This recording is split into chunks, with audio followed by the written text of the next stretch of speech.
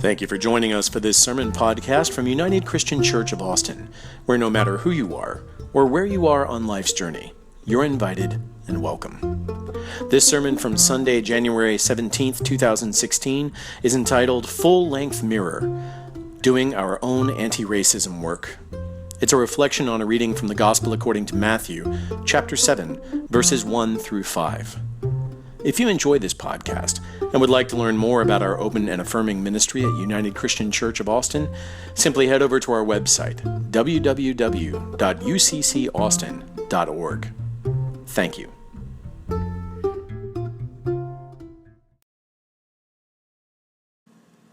Our reading today comes from the New Testament, from the Gospel according to Matthew, chapter 7, verses 1 through 5.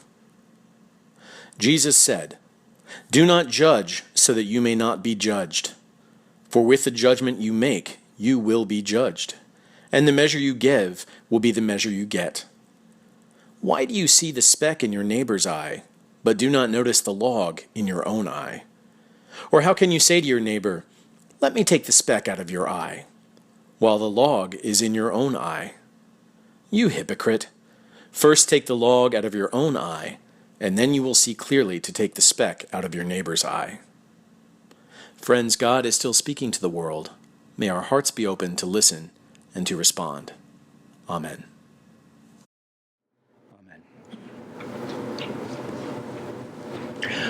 So if you grew up going to church and going to Sunday school, today's reading from the Gospel according to Matthew will probably be exceedingly familiar. It's the sort of visceral image that sticks with you, having a log in your eye. As I learned this week when I went and tried a Google image search for the phrase log in your eye, I don't recommend that you do this. But that is the power of parables, to make that image stick in your head. And the message is familiar for us too. Why do you see the speck in your neighbor's eye, but do not notice the log in your own? Even if you didn't grow up in church and going to Sunday school, it's likely that you've run across that parable, that image before. But for all that it's achingly familiar, a closer read of the passage reveals what seem to be two contradictory commands. First, and most familiarly for us, that we should not judge. It's right there in the first line, do not judge. And we in the progressive Christian church love that line. And we have latched onto it. Whether we manage to actually do it or not, we have made it our motto, do not judge. Which is understandable given just how many of us have been the victims of others and other churches' judgment for a whole host of supposed sins. The sin of being divorced, the sin of being gay, the sin of just being a woman, and on and on and on. So we are quick to say, and rightly so, and repeat it often, no matter who you are, no matter where you are on life's journey, you are invited and welcome here. But the passage doesn't end there. It'd be so convenient if it did, but there are more verses than just one. Rather, Jesus here assumes that we will judge, that we will be making moral judgments, that in fact trying to parse the world morally as we make our way through it is part and parcel of the work of being a disciple and of being alive. He just asks that we remember that when we do judge, we should judge ourselves first, or at least put our sinful selves alongside our sinful neighbors' selves and regard the whole sinful lot of us together with the same critical eye. So the real problem there isn't judging itself, it's hypocrisy in judgment. If you do a word search for hypocrisy throughout Jesus' message over and over again, this is a hot button for him. The hypocrisy in judgment, which is nearly impossible for us to avoid given the sizable blind spots in each of our moral vision, usually right about here, right around ourselves. Jesus calls us to hold the mirror up to our own frail and faulty and all too frequently sinful human nature first, but not only. We are called to engage the world and say yes or no to the things of this world, as long as we heed the caveat. Remember, the measure you give will be the measure you get. In other words, when you preach, preacher, put yourself in the front pew. And I try and do that with varying degrees of success. And I know we try and do that as followers of Jesus and as members of this congregation of Christ's body, again, more or less successfully.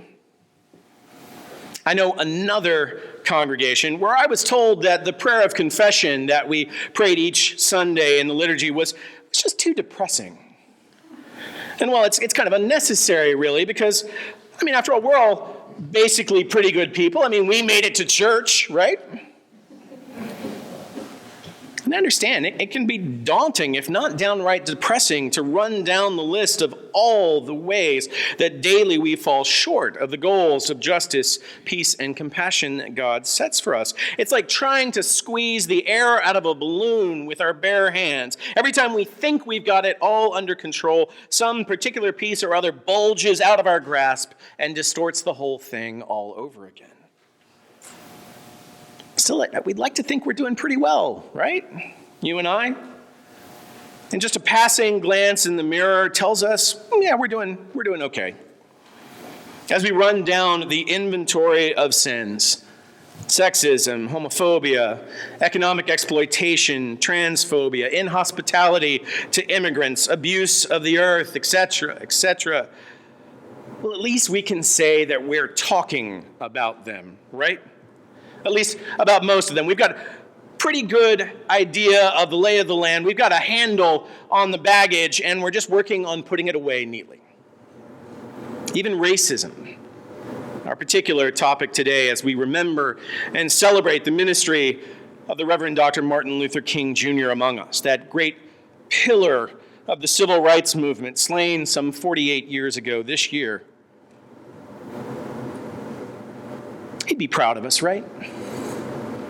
After all, racism is almost entirely eradicated in our nation, isn't it?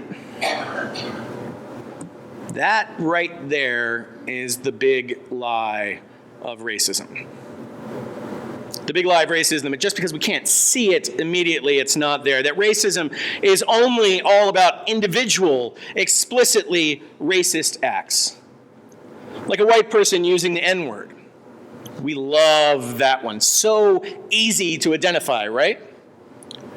Or a white person refusing to hire someone because of their race, and then the catch being stupid enough to tell them that to their face or put it in writing. Again, so easy.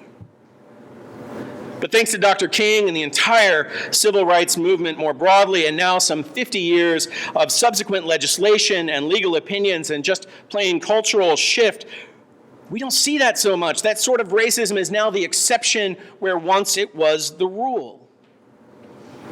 If white folks still explicitly hold racist beliefs, we understand that we're supposed to keep them to ourselves.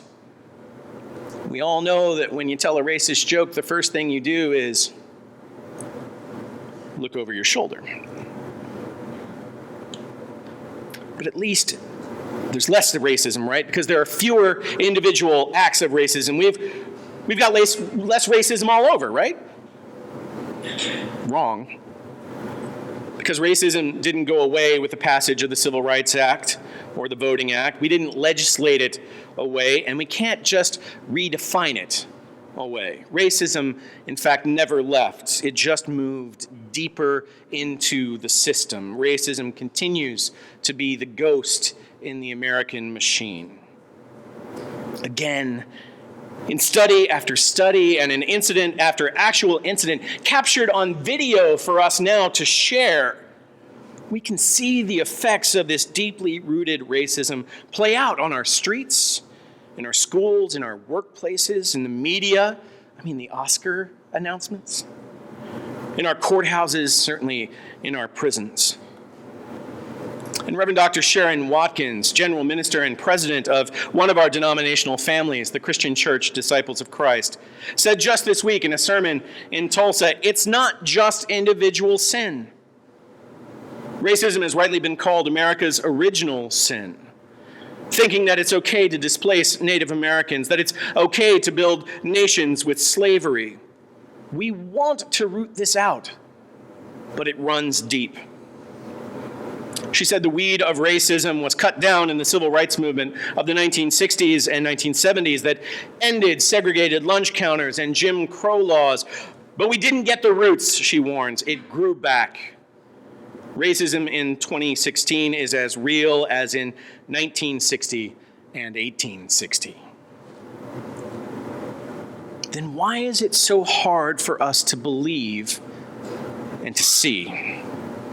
Why do we not connect the dots? In particular, why do so many of us good, upstanding white folks continue to insist that the violence done to one black body after another over and over again in our news feeds over the past several years? Trayvon Martin, Michael Brown, Eric Garner, Tamir Rice, Sandra Bland, Laquan McDonald, and every week it seems we add another name to that long list. Why do we insist that these are all isolated incidents? Or just a series of unfortunate events, tragic mistakes, a perfect storm of miscommunication, that's my favorite from the district attorney in Cleveland, or even the work of a few bad apples in law enforcement. Rather than seeing and understanding that this is all part of a pattern that points not just to the apples, but to a barrel rotted through with racism. Because when we take a closer look in the mirror, the startling fact is that the vast majority of white Christians across America do not, in fact, believe there is a pattern of persistent systemic racism at work here. Jim Wallace, the founder and president of Sojourners, a justice-minded, evangelically inflected Christian community, and editor of their magazine, quotes the facts and figures in an article about his new book, America's Original Sin, Racism, White Privilege, and the Bridge to a New America. He quotes from a very reliable Public Religious Research Institute study last year, tellingly titled, Anxiety, Nostalgia, and Mistrust. Quotes, while about 80% of black Christians believe police-involved killings like the ones that killed Tamir Rice, Laquan McDonald, and so many more, are part of a larger pattern of police treatment of African Americans. Around 70% of white Christians believe exactly the opposite, that they are simply isolated incidents.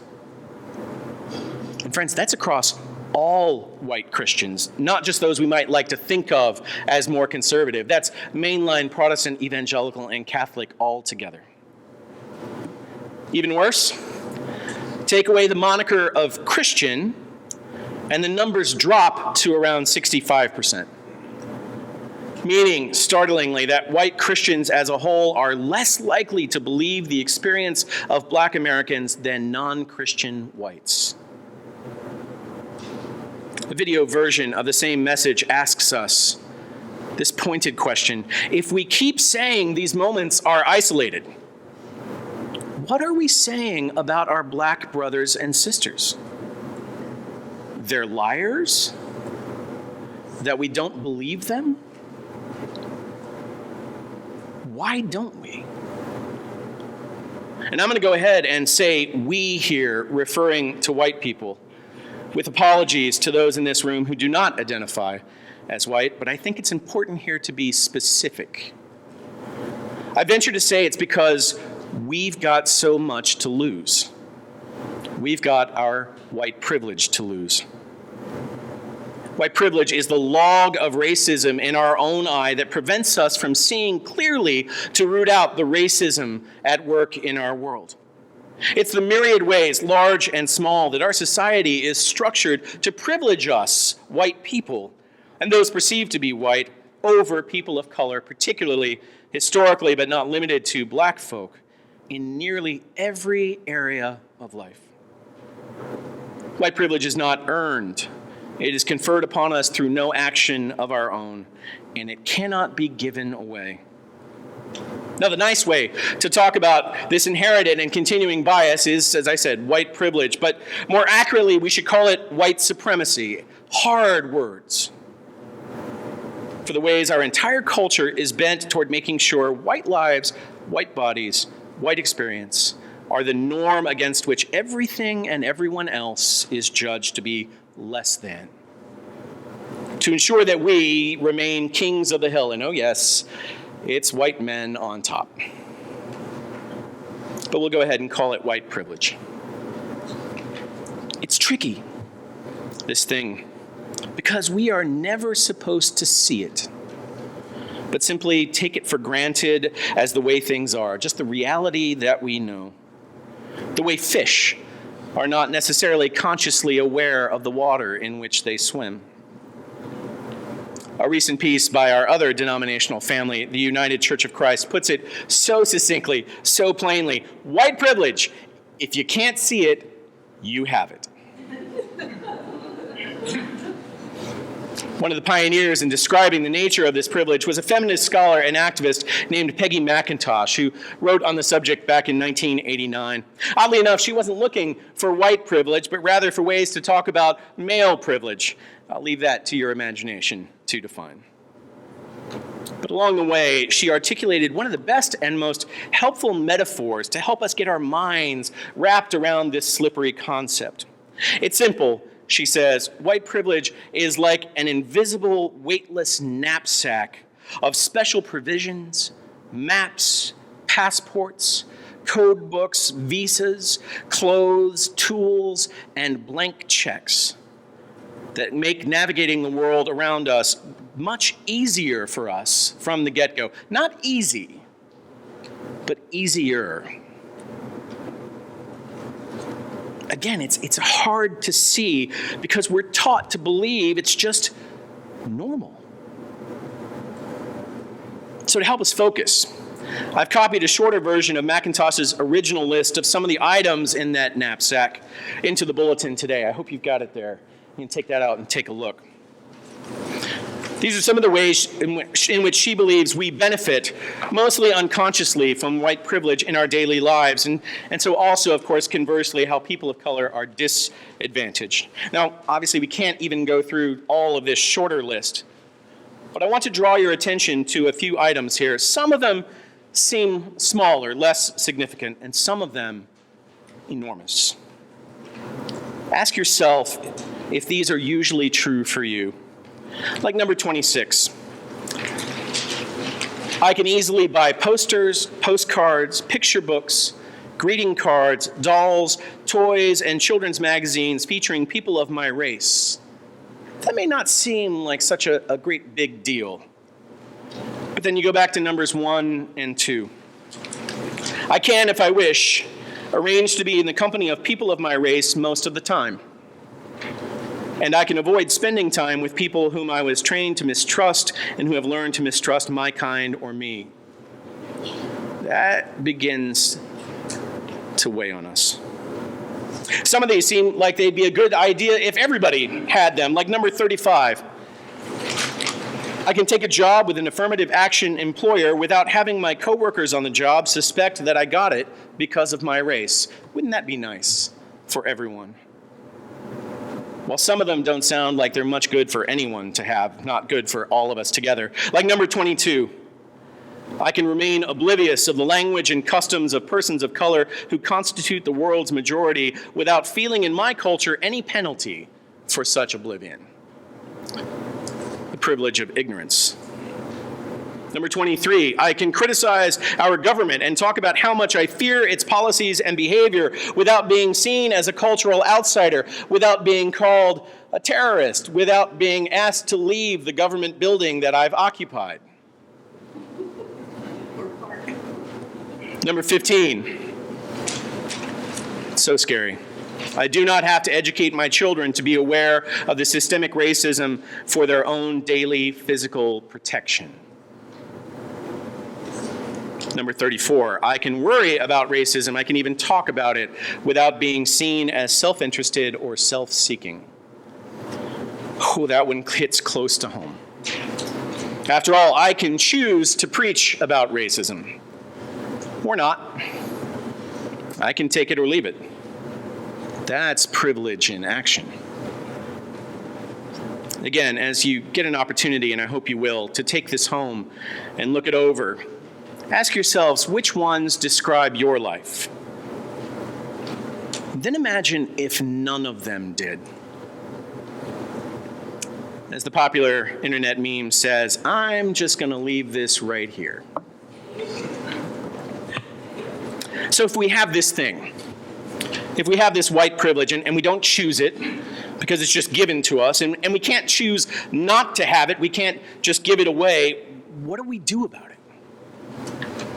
I mean, maybe we want to work to end this entire system of unearned privilege, to create a truly even playing field for all people instead of the tilted table whose high points we now occupy. But that's a tall order. That's a long-term goal, to say the least. In the meantime, what do we do with it? Because once we're aware, once we have seen ourselves properly in the mirror, really seen ourselves, and the log has been identified, and the invisible knapsack becomes visible, and we see the injustice for what it is, not an accident, not a mistake, not any kind of miscommunication, but actual, ongoing, structural, systemic injustice, our God of justice demands we do something to make it right. And what's finally become glaringly obvious to some of us white folk, the sad fact which our neighbors of color have known all along in their bones, is that we have not done enough. We are not doing enough. All our legislation about racism, all our MLK Day speeches, all our sermons, all our internet outrage are not enough to turn the world upside down and right side up at long last. We've got to actually get up, get out, and do something. In an eye-opening video op-ed on the Guardian website this week, author Marlon James, who won the 2015 Man Booker Prize for his novel Short History of Seven Killings, asks this question. He asks us, are you non-racist or anti-racist? Think about that. That may seem obvious, that may seem redundant even. Are you non-racist or anti-racist?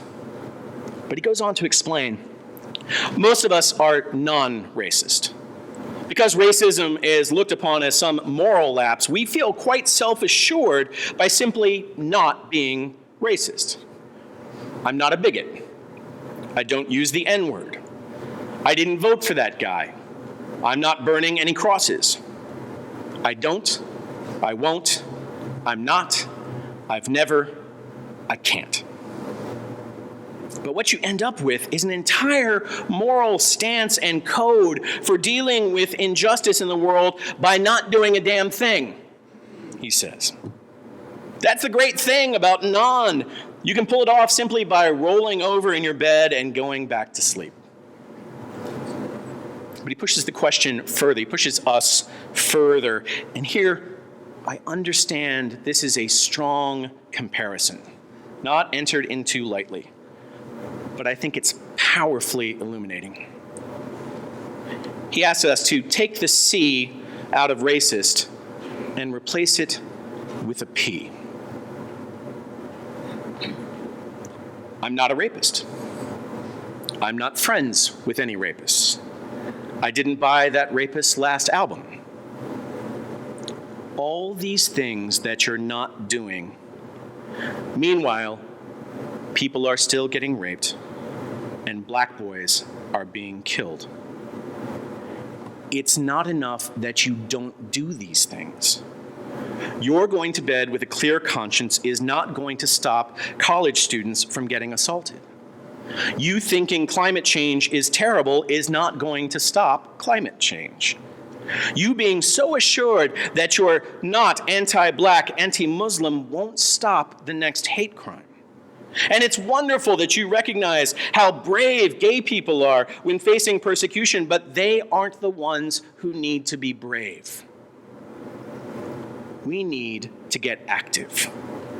We need to hold people accountable. We need to accept that what hurts one of us hurts all of us. And we need to stop thinking the injustice going on in the world isn't to an extent our fault. We need to stop being non and start being anti. I believe the gospel calls us to be more than non-sinning. After all, the Pharisees of Jesus' day spent their entire lives trying to be the most non-sinning people around. And where did that get them? Where did it get the world? Rather, we are called to be anti-sin and even more pro-people. We are called to be for our neighbors and ourselves alongside them, just as God is for all of us all together. We are called to seek our neighbors' welfare, to seek their empowerment, their liberation, their flourishing, because we understand their flourishing is our flourishing as well. We're not called to reach down and lift them up to where we are because we recognize we haven't gotten where we are honestly. We didn't pull ourselves up by our own bootstraps. Somebody gave us those bootstraps. That just perpetuates the cycle of inequality.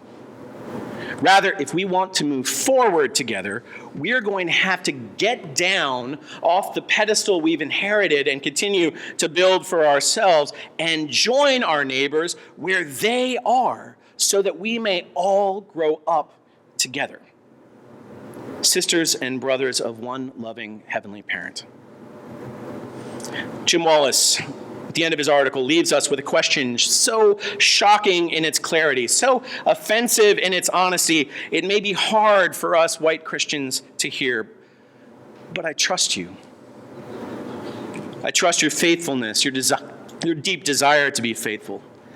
The hundreds of years of lived faith experience represented in this sanctuary today, your deep desire to love God and serve our neighbors just as Jesus asked us to.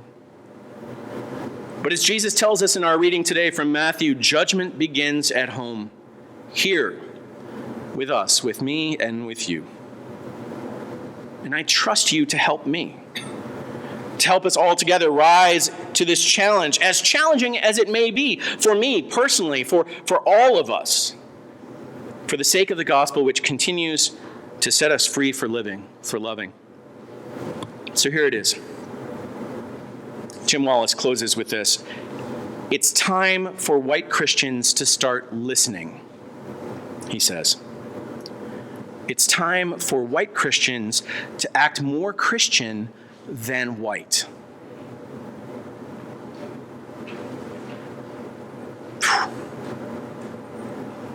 May God make us brave. May God make us brave enough to take that good, long, hard look in the mirror, to see ourselves for who we really are, and to commit ourselves to becoming who God calls us to become and doing what God calls us to do.